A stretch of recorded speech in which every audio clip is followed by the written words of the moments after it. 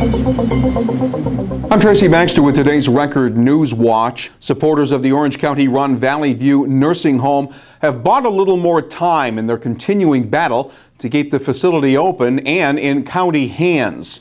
After several hours of verbal give and take, county legislators voted 19-2 to fund Valley View for all of 2012. What lawmakers finally agreed to was the proposal offered up by legislator Dan Depew that included a demand that $3 million in wage and benefit concessions be made by the facility's workers. Depew said cutting off funding in July left too little time to sell Valley View and would be unfair to patients and their families. 6 months isn't enough time for you to sell that facility, and I believe that it's in a regional spot where people in this area would use it as a nursing home if it was under private care. But to close that gap for those 12 months, everybody's going to have to work together. It can't just be all the taxpayers. The workers will have to work with the legislature to help close that gap financially, and that may be givebacks, but I think in this economy that's what people understand. Audience members included Alice Mead of Warwick and her mother. Alice's father is an Alzheimer's patient at Valley View, and they hope the facility remains in the county's hands. We're there on a weekly basis, sometimes 3-4 times a week, and what they are able to do for my father, I don't see any other facility in the area that could do that. He's in a safe environment. My husband is doing so well there. He is respected. The employees are wonderful to the residents there. Couldn't get any better care. But while Valley View may now have a full year's worth of funding, legislators were expected to begin the process of finding a private buyer this week. Police in Middletown have charged a doctor with 2 counts of misdemeanor sexual abuse after investigating complaints of inappropriate contact filed by 2 of his patients. Dr. Valapet Sridharan was arraigned on the charges following his arrest yesterday. Sridharan is a self-employed physician specializing in pain management. Police say the alleged incidents occurred in his Dolson Avenue office during the months of August and September.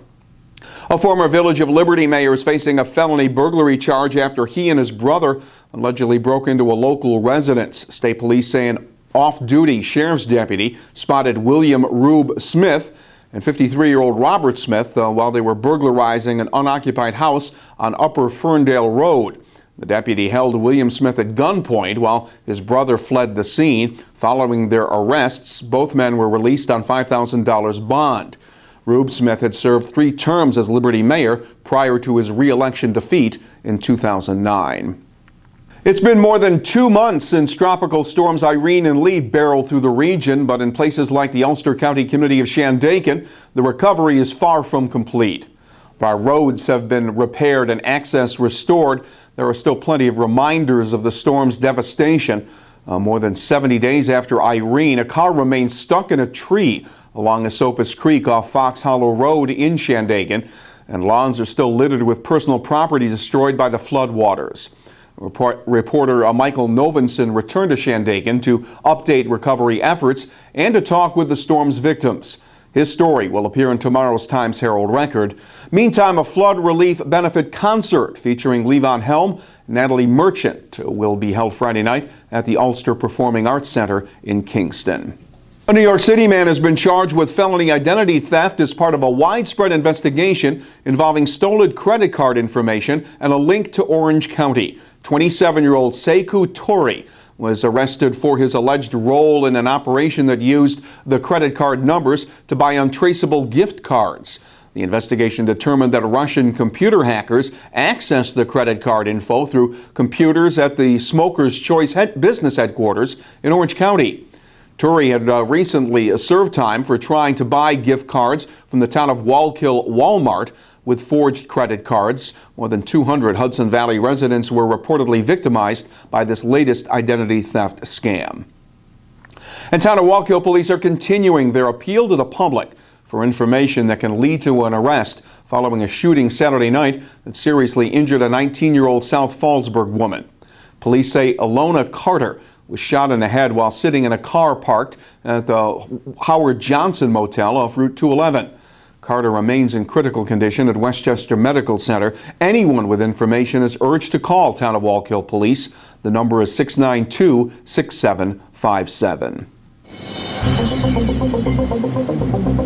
We'll be dealing with more wet weather tomorrow. It'll be cloudy with periods of steady rain Wednesday. The high temperatures will be up around 60 degrees. Thursday will be partly cloudy and cooler, with the highs not expected to get much above 50. Read about the stories and events important to you in tomorrow's Times Herald Record. And for breaking news, keep clicking back here at Record Online. For Record Newswatch, I'm Tracy Baxter.